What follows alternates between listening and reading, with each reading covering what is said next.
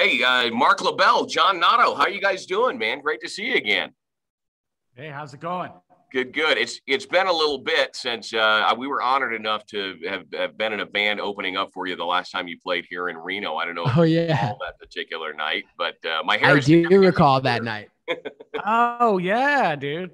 We accidentally broke a bunch of stuff backstage. What did I broke something. I think I broke like a huge glass vase. And Yes. Wow, you don't remember that? No. Yeah, I got glass everywhere. That was the place where it was like in the corner, like just on kind of a platform, but like a cool bar, kind of beer bar kind of hang. Yeah, I remember that. Exactly. I talked to your drummer a lot. Yeah, Toast. Yeah, Toast, dude. Yeah, Toast used to gig around with the Whitesnake guys for a long time. And he used to tech for the Guns guy. Yeah.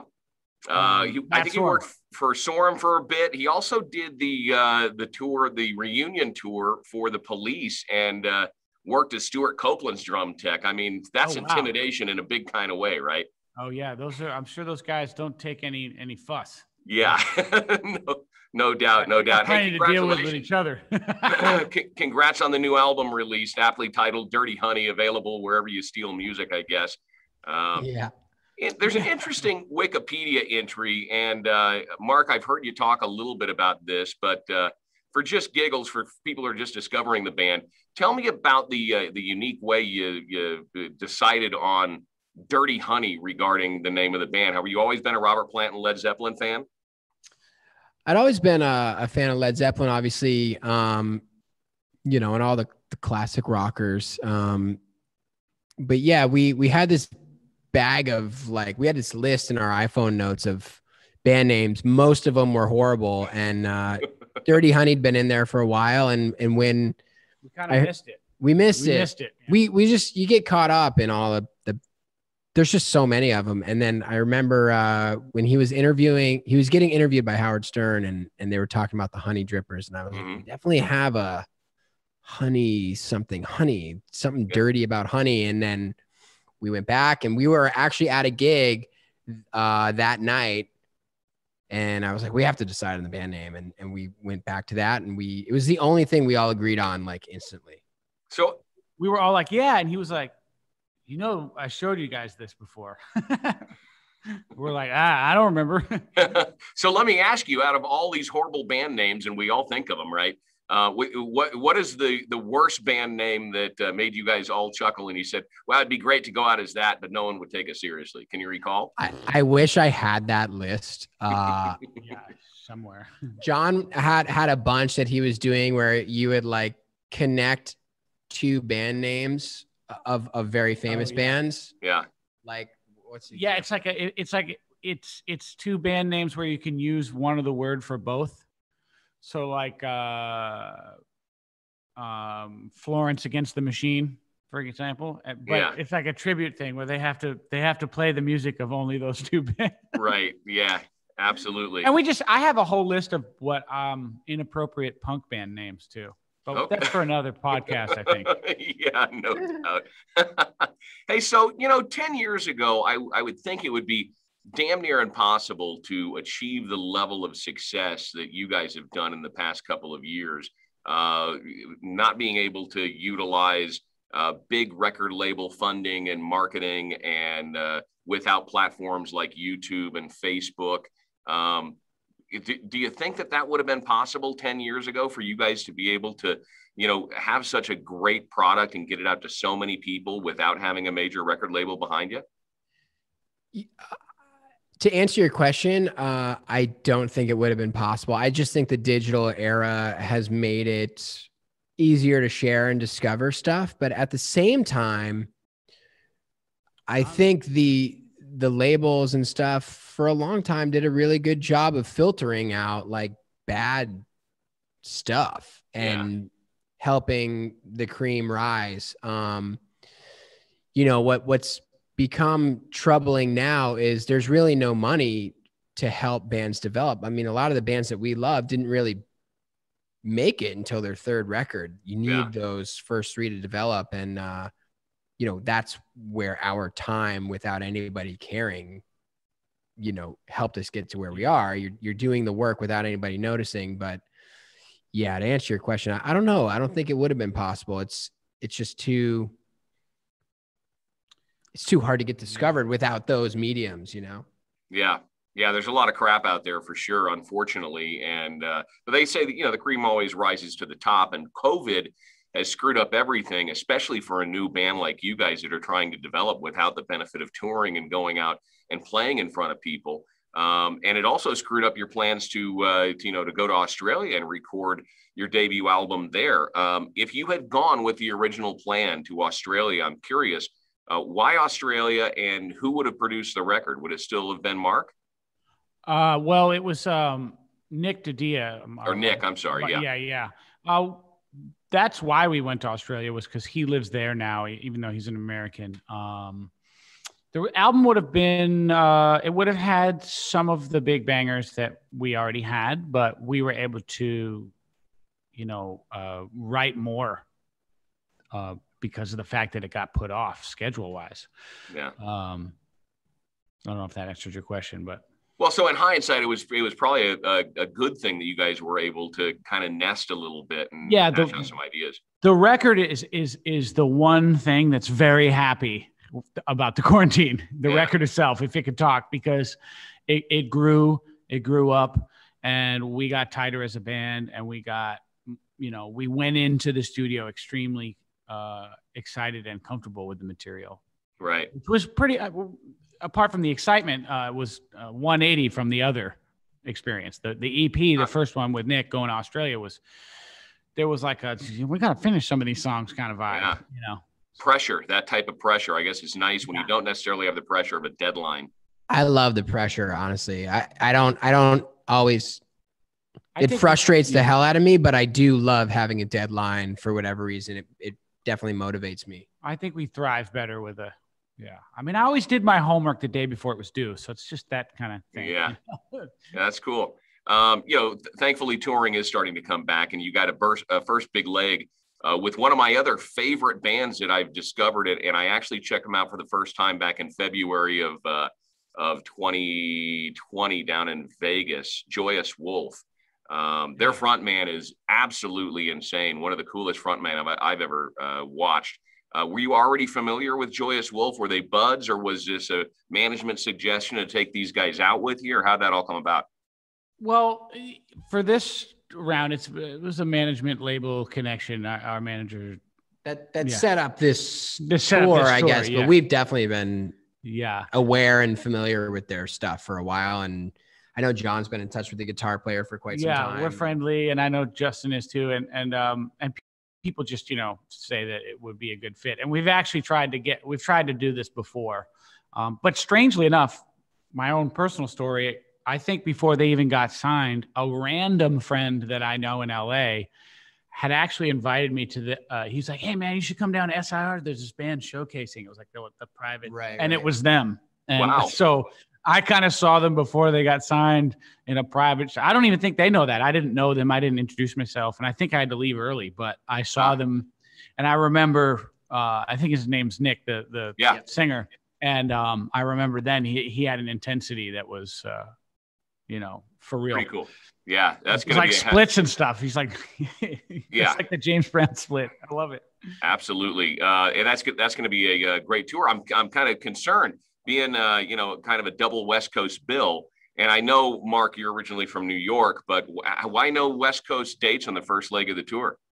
Well, I mean, we're at the mercy of the state legislators, I guess, and their decisions to open or not open. So trust me, we will definitely, you'll get some news very soon that I think you'll be excited about. And this is the California Dreamin' Tour. It's for those who can only dream about being in California. Yeah, absolutely. Well, look, if you guys need a place to rehearse, my singer just, and this is kind of top secret stuff, but he just purchased for about $2 million a beautiful rehearsal facility here in Reno. $2 million? Yeah. $2 million, dude. What's he? It's well, it's a series. It's a massive warehouse. It has about 90 different rehearsal rooms in it. that all are soundproof and HVAC and the whole 9 yards. But as part of it, Wow. he has a stage set up with full PA and state-of-the-art lighting systems and digital cameras and a whole video production suite. Man, that beats the place we rented. They didn't have HVAC. Yeah, we were in basically a hot box. A hot box that was about 10 by 20 square feet and didn't have anything. It was just 4 walls. Yeah. It was just enclosed. That's about it. Was it like a storage facility? There.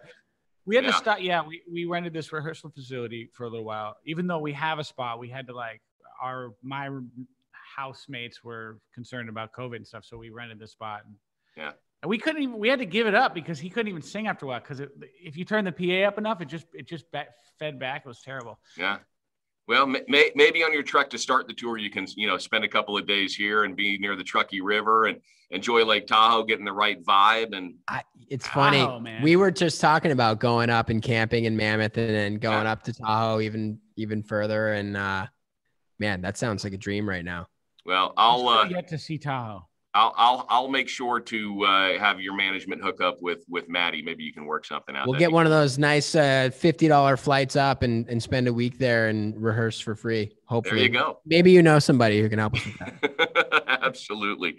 Now let me ask you, what, if anything, did you guys learn working with big dogs like opening for Guns N' Roses and The Who, and as show openers, was there any great advice that you guys took away from those unique experiences, or was it just kind of an oh wow, and the bands had their area and you had your area and it was one and done?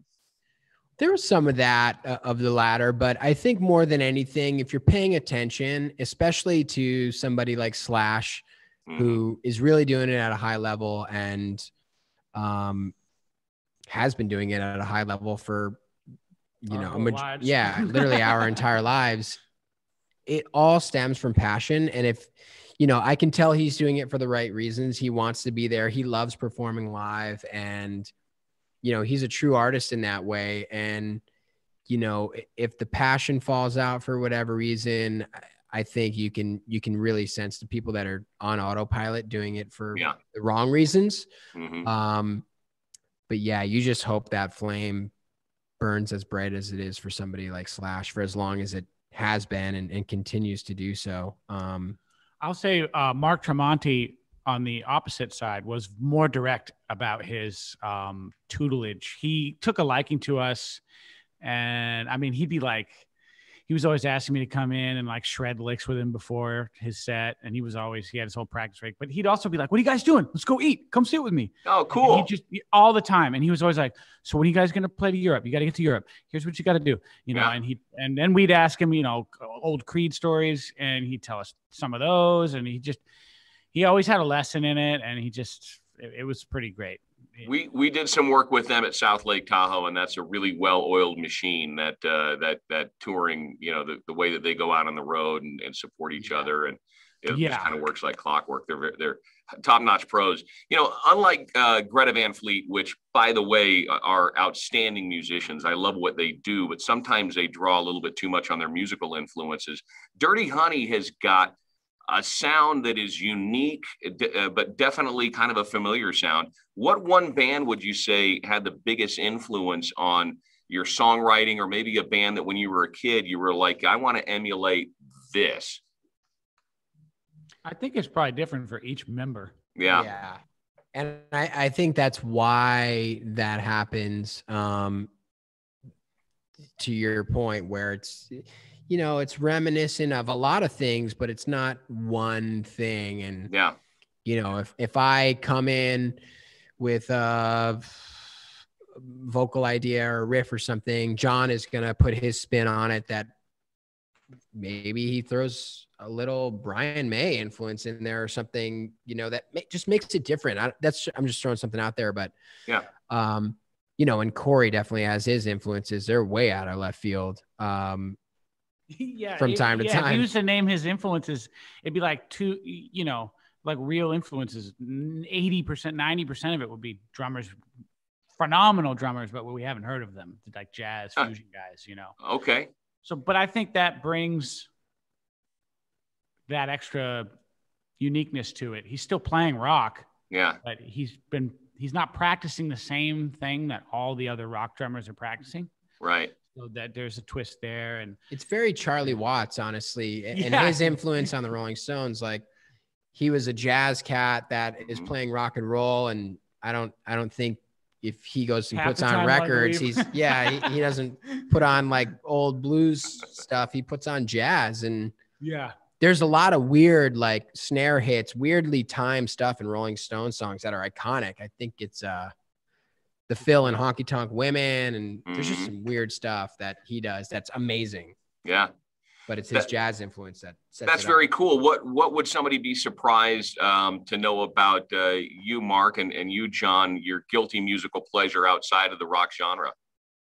I am definitely not above a good pop song. But I do preface that with, like, I love soulful singers with a personality, and whether that's someone like Adele or Ray LaMontagne, I can appreciate their voice more than anything. And especially because it's very unique sounding and it's full of personality and emotion. That's usually what I'm looking for when I fall in love with a singer. And that's everybody from, like I said, Adele and Ray LaMontagne to Chris Cornell and Axl Rose, you know. Yeah, they've all, I think a commonality amongst all of those is they've got a great method of interpreting the lyrics, and they're great storytellers, right? Because you can hear some songs that have been covered by a bunch of different people, and some people knock it out of the park. And sometimes the original writer of the song isn't the best performance of a song that you might have heard. And, you know, that's kind of the Nashville scene, right? There's a lot of songwriters who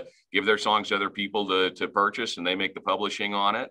But these other people can interpret the lyrics a little bit better for some weird reason.